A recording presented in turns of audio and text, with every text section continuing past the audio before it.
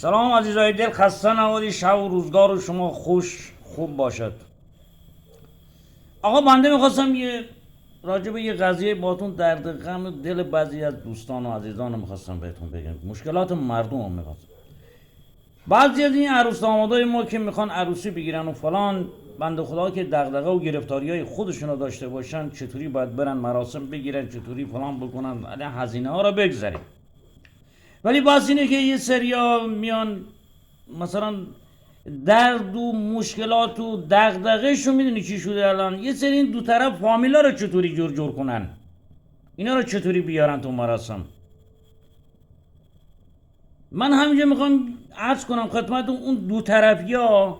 اولا عروس داماد عزیز، آقا شما مثلا میدید شلم ترشی دعوت نکنید. مثلا من چی دعوتم چی ولش کن.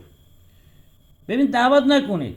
حالا هم که دعوت میکنید، من میخوام به اون عزیزان که میگم که شما که دعوت شدید رفتید تو این جشن، آقا ببین این تالار رسم و رسومات خودش رو داره، تا یه مراحلی طی میشی. این تیکه به تیکه است، سالون به سالون است.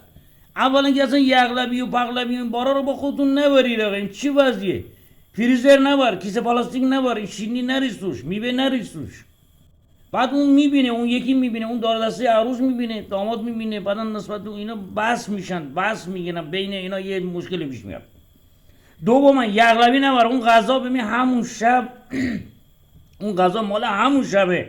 شما در این غذا رو میبرید خونه، فردا حتی به مرغ کیشکاهاتون هم بدید، بی صحابا میمیرن ابوالفضل. نبرید. ببین همون تایم ادویجاتی که بهش زده شده، اون روغنی که مصرف شده، اون مال همون شبه. شما میبرید عالمی داری میبری خونه که 4 روز دیگه غذا نپزی. این اولا که کنگو شدید. دوم میخوای هزینه‌هاتون رو ببینی. آقا اصلا نون خشک بخور، نون با یه دونه تخم مرغ بخور، ولی اون غذا رو تو خونت نبر. من دارم اینو بهت میگم، آقا نبر. بعد اونجا میری تالار، آقا اون بیرون نیست که، این عروسی سرایی نیست که این رموشه کوین باز کنی، اون رموشه سر باز کنی که. داداش اون آداب و رسوم داره، اون قانون داره برای خودش. اول وارد یه سالونی میشی، اولا که میخوای بری پارک کنی، با اون پارکمان درگیری نکن. اون یه احترام خاصی برای خودش داره، هر جا گفت پارک کن برو همونجا پارک کن. یک. دوم رفتی تو اونجا نشستی، باشه اگرم دیدی روم نیست چیزی نیست، میتونی صدا کنی آقای گارسون یه چیزایی بیار برای ما باشه. اولا میاره برات، نگران نباش. دوم بعد میری ورود دیگه، میخوای غذا بخوری اونجا چیز کلم توشی نکن، جون مادرم بهت میرسه. اصلا نرسه بهتره، اصلا غذا بهت نرسه خیلی بهتره. اون غذا زیاد ارزش خاصی نداره که تو میخوای سر کله بشکنی. باشه بهت میرسه بخور. بعدش هم آخرین ببین اینو دارم میرم، بعد یه دور میزنی میری یه مراسم سالن بعدی که اونجا عروس داماد اونجا جشن بزن بکوبه، حالا چه میدونم یه جورایی هست.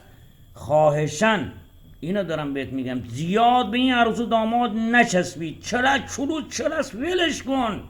اصلا نیازی نیست تو چلس کنی که.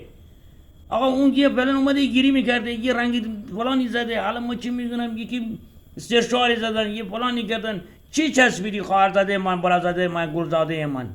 چلس.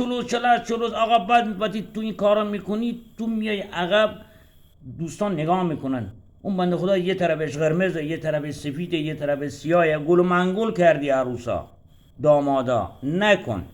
من خواهشم کسایی که میرن تو آقا دلش کنی، من بارها دیدم دارم اینو میگم دیگه. طرف رفته اونجا مثلا چی میدونم چسبیده به عروس، ول نمیکنه. اصلا ببین یه دونه دست بده، اصلا نیازی نیست. کادوتو بده، از 1 متری تعظیم کن، مبارکباد بگو، فلان بیا بیرون. حالا دوست داری برقصی برو برقص، حالا هر کاری داری، مشکلی نیست. خواهشن مخصوصا این چلوس فایده ای نداره. ای ما